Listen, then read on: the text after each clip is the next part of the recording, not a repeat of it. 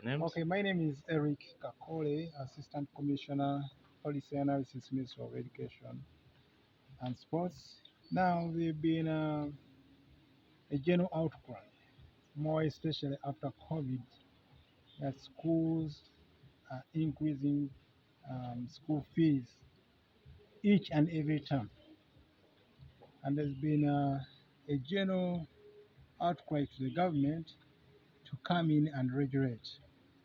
Now, government policy on education is that it's a service. It's a service to people, not a profit venture. But also government knows that it has regularized most of some of the services, including education.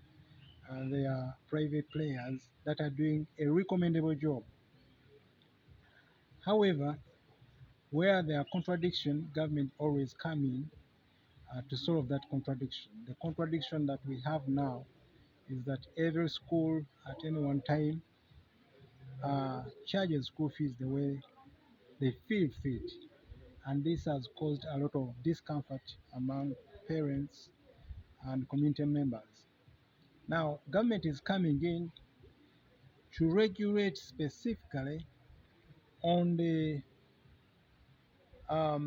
increase of school fees, abrupt increase of school fees, not generally on the school fees itself, but to cap on how schools can increase school fees. Because if people go to school in the first term, then in the second term, they put money so much that those who were able to afford in the first term, they cannot afford in the second term. That becomes a very big problem. And we have seen a lot of children dropping out of schools because they can't afford anymore.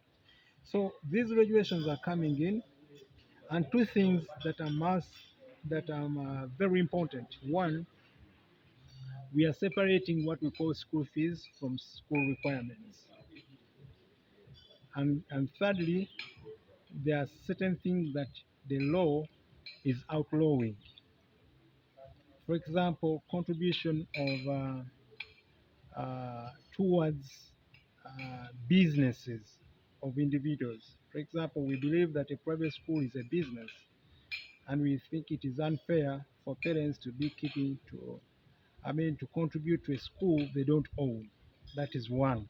And schools to do things to do with building school facilities like buses. Those are some of the things that we think if we curb, then it can bring school fees down. Now, our proposals contain the maximum amount of money that we think should be charged. And we have put that amount for day schools and boarding schools. Also, we have made it an offense that if you do not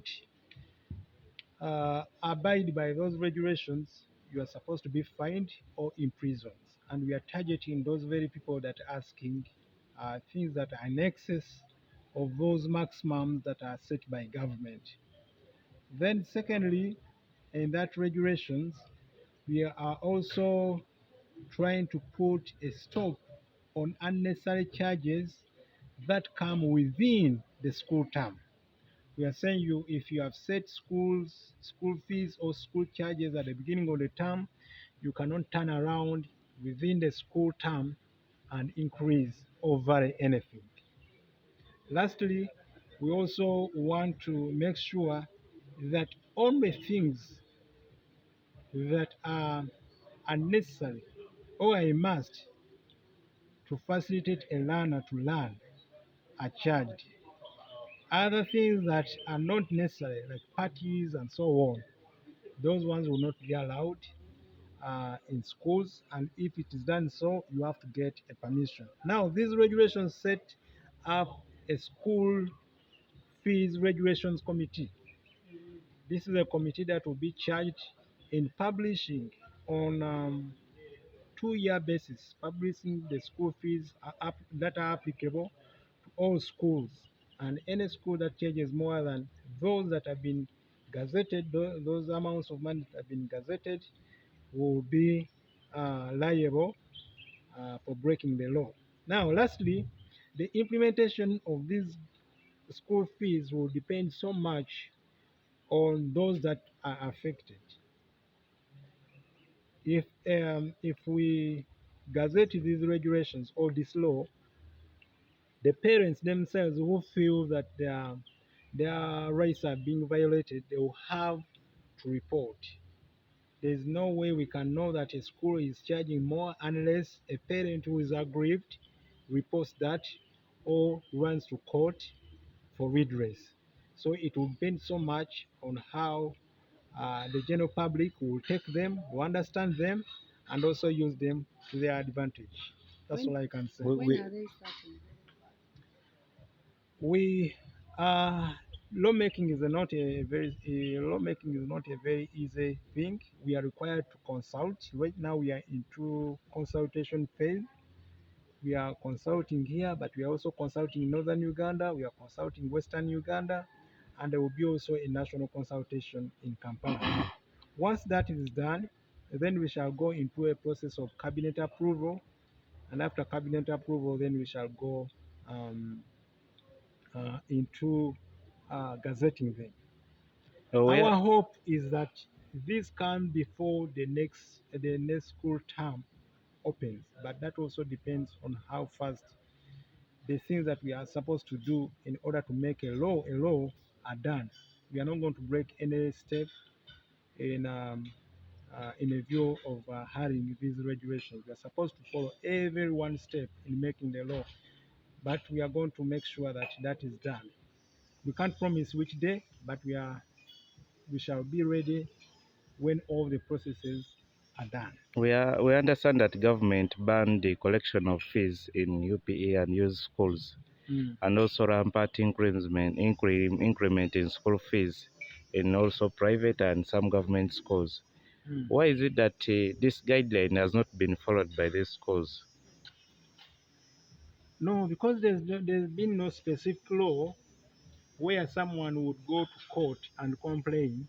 Again, what I'm saying that government makes the law, but the people who are aggrieved are the people to complain. So if government banned school fees in UPE schools, then there should have been someone complaining that they charged more than that, and you can only complain in courts of law. But more specifically, right now that we are putting up a law, it will be easier for any aggrieved party to go to run to court that is charged more than he is supposed to pay, and that element has been lacking. What are the penalties for the offenders?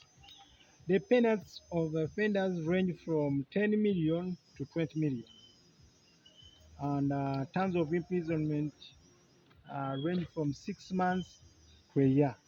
Okay. To most of the offenses created by these regulations. Thank you, sir. Eric